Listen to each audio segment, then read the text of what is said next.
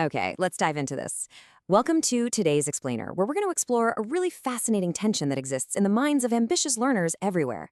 Today, we're looking at the absolutely crucial difference between genuinely building our intellect and simply engaging in wasted effort. We're going to fundamentally reevaluate our study habits using a deeply insightful reflection drawn directly from our source material.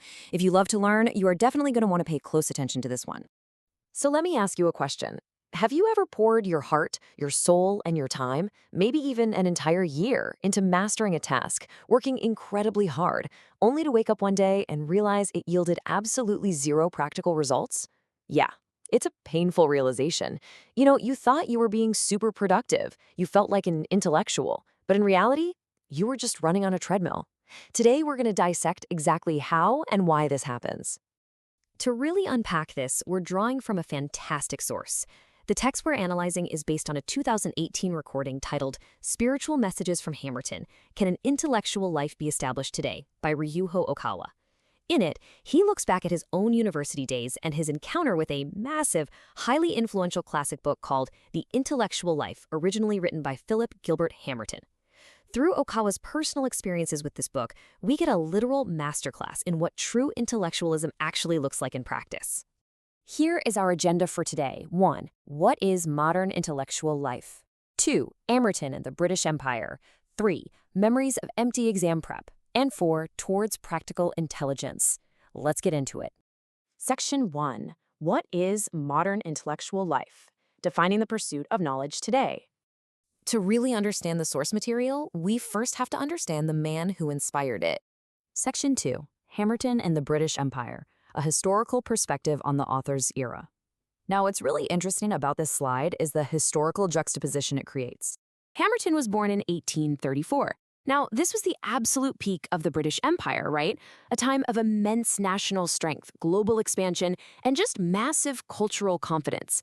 To put this into a totally startling perspective for Japanese history, the legendary samurai Sakamoto Ryoma was born just a year and a half later, in January 1836. That was right at the dawn of the turbulent Bakumatsu era.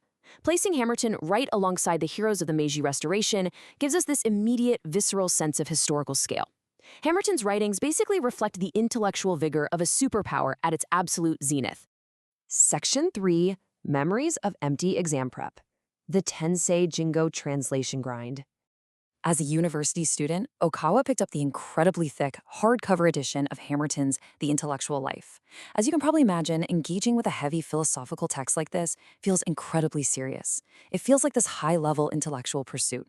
It took a significant amount of time just to read through the heavy, inspiring advice on how to live an intellectual life. But, as we'll see, feeling inspired by a book and applying intelligence practically are two very different things. And this leads us to the grind. Motivated to study at the highest possible level, Okawa engaged in an incredibly intense daily routine for his university exam preparation. Here was the process. Step 1, he would cut out the famous Tensei Jingo daily column from the Asahi Shimbun newspaper.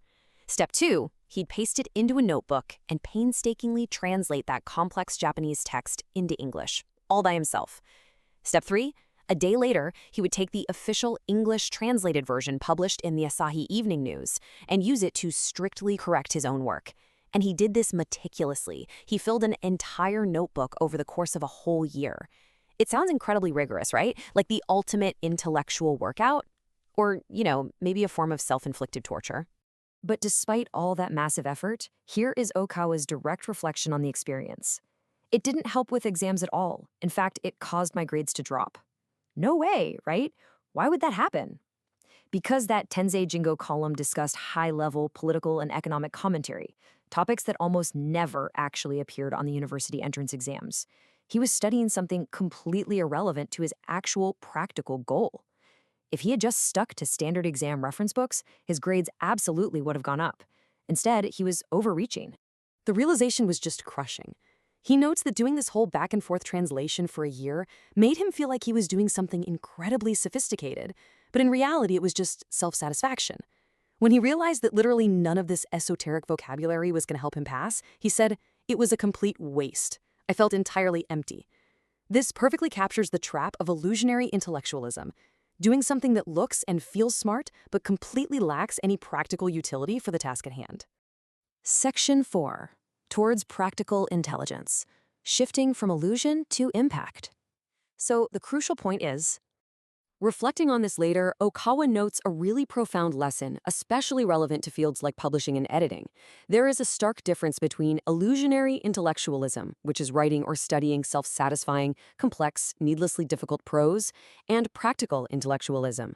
Practical intellectualism is the ability to write and communicate in a way that is widely read, easily understood, and highly praised by many people.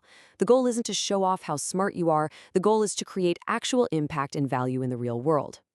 This actually aligns perfectly with what Hamerton himself preached. Hamerton pointed out that to continuously produce good books or great art, you cannot just rely on sudden bursts of genius. Continuous effort is absolutely required. The steady accumulation of knowledge and materials is essential, and, most importantly, inspiration is not enough on its own. People love the idea of the inspired genius, but Hamerton argues that without the disciplined, steady accumulation of foundational skills, without continuous effort, inspiration alone will get you nowhere. Furthermore, when we consume information, we often focus on the completely wrong metric. We obsess over reading speed, but the source material highlights another golden rule from Hamerton. In reading, selection is far more important than speed. It's not about how fast you can process everything. It's about having the discernment to know what not to read. Cutting out the noise, the irrelevant stuff, and the unhelpful data, just like cutting out the wrong study materials for an exam, is the true mark of a refined, practical intellect. Which brings us to our final question for you today.